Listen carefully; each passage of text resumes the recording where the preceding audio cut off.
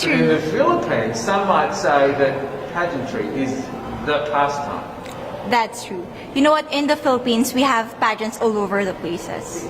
Yes, we have pageants in the barangay, in school, national, local. That's why we really love Miss Universe. It's like it's giving pride and putting the Philippines back on the pedestal. That's why there's an added pressure as a candidate coming from a pageant-loving country. But it's a good pressure.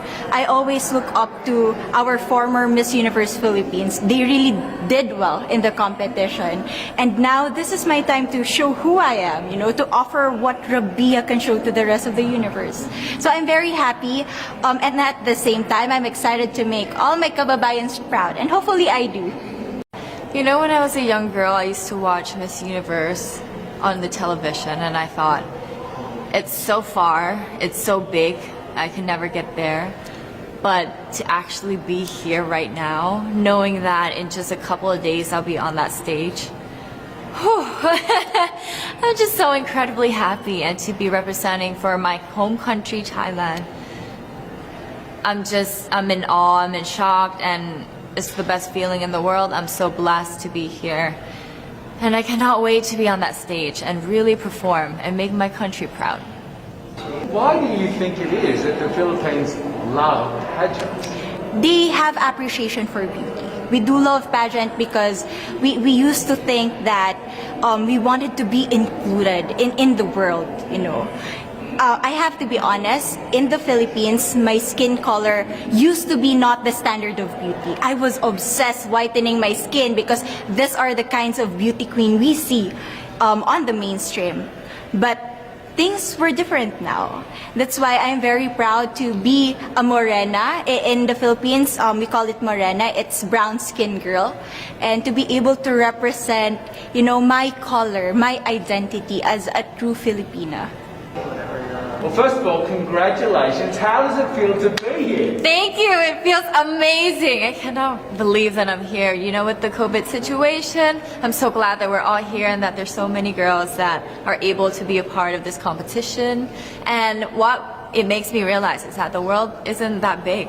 When you see all the girls in the auditorium together from different countries, and everyone is so nice and so lovely, they're so warm, and I can't wait to get to know everyone. And also it's so unique to see that everyone was born into such different cultures, different languages, but we're all here together to tell our stories. Tell me about your journey to being crowned Miss Philippines. In a world that, in a country I should say, that loves pageants. That must have been a very intense process. Tell me about, your journey to being Miss Philippines. Well, my journey was crazy. You know what? I started to be a dark horse. Nobody noticed me. Nobody knows I was in the competition up until the preliminary and the coronation night. And when I won, I received different comments. Of course, there were people who didn't expect me to do well, who think that I cheated. That's why I need to redeem myself in Miss Universe. I really need to do well in this competition. And the thing is, I love pressure. I love criticism. I get better every day with that. You tell me I cannot do that, I turn to you and I'm gonna say that no, I can do it for myself. Good for you. And tell me about your journey, your road to getting here. I know you obviously it was Thailand, but the physical journey to get here, did you just hop on a plane and get here and it was that easy or no? Oh my goodness. Well, Thailand is very far away.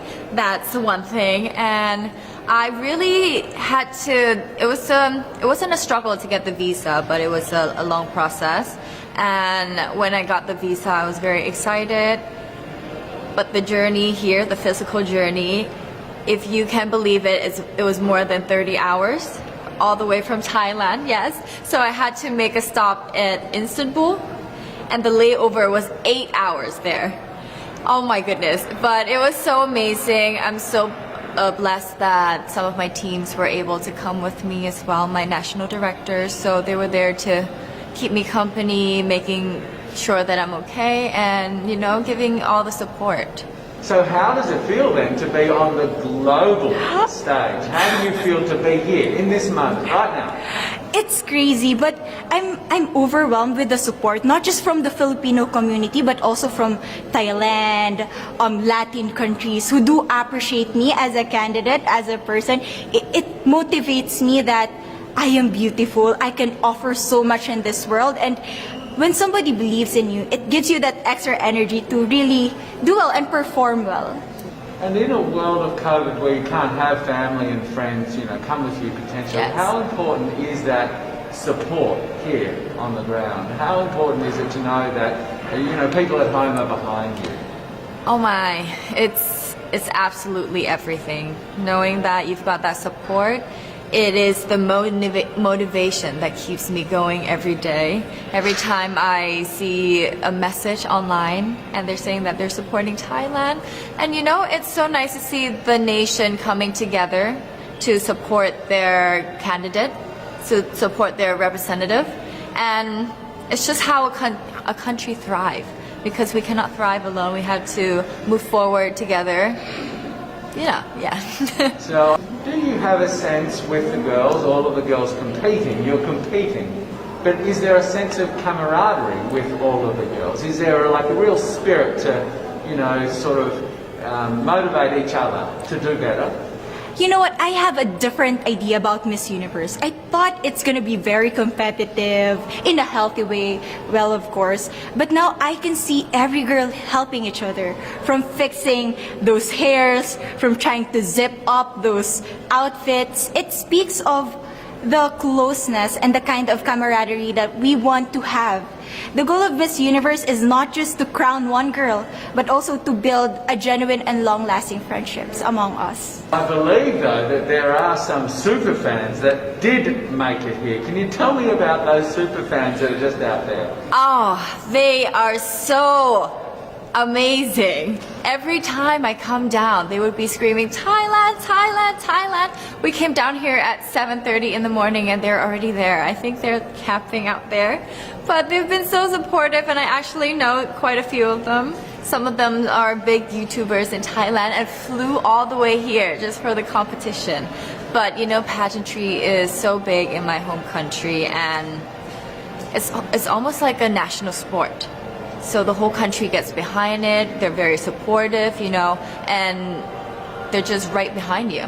And I just want to say thank you to them for being here. I know that not a lot of people were able to be here, but I want to say thank you, because every time I walk down and I hear Thailand, it makes me smile. It puts a smile on my face, and it makes me want to make my day better.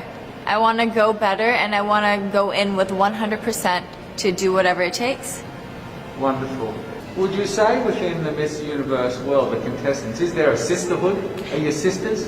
There is sisterhood. I can say I was able to talk to different representatives from different backgrounds, different cultures, and despite our differences, there's so much to be highlighted in what binds us together. And that is because we want to empower women. We want to have our advocacies. We want to speak for the things that we love. And that's a celebration of women and the beauty that we have. One last question, a couple of last questions. How has it been on the ground? How has the week sort of been unfolding? What is your day-to-day like? Give your fans at home and give our viewers a sense of what it's like. What is it like here? It is incredible. It's an incredible journey to have been able to meet all of the girls, because when you know of each other online and you've been messaging, you're on WhatsApp, there's a WhatsApp group, you've been talking, but then to actually come here and meet them in reality, it's just a whole different feeling, and it's just so nice to get to know them better and to know their stories, because each of them are so inspiring and they're so empowering, and they have different stories that make them the woman that they are today. And I think it's just unique to get to know them. So coming out of this week, obviously you would love to be crowned Miss Universe. Of course. And that would be wonderful, of course, for any of you. But what else will you take out of this week? What do you think you'll feel at the end of this week, regardless of the result? How will you be a different person? It's the growth and the development that I was able to have during preparing for this journey. I will be honest, there was a moment that I lost my identity because I was put under pressure. I was in that position in which I feel like I'm not good enough. I'm not a good representative of my country, but I was able to bounce back stronger. And if I was able to do that for Miss Universe, I will be able to do that in life. That is my greatest takeaway from Miss Universe. Okay, so Philippines have huge amount of fans. Yes. I want you to give us a little bit of a message to the fans here and at home. But send a message. What would you say to all the fans in the Philippines? To all my fans from the Philippines and from all over the world, maraming salamat po. Thank you so much for loving me and for believing in me. It means a lot to somebody who is so naive in this industry, who has no idea how to become a beauty queen on the first day of my journey. But because of your love and support, I was able to be the woman that I am today. And regardless of the result, I may or I may not win the crown, but one thing is for sure, I'm gonna make you all proud.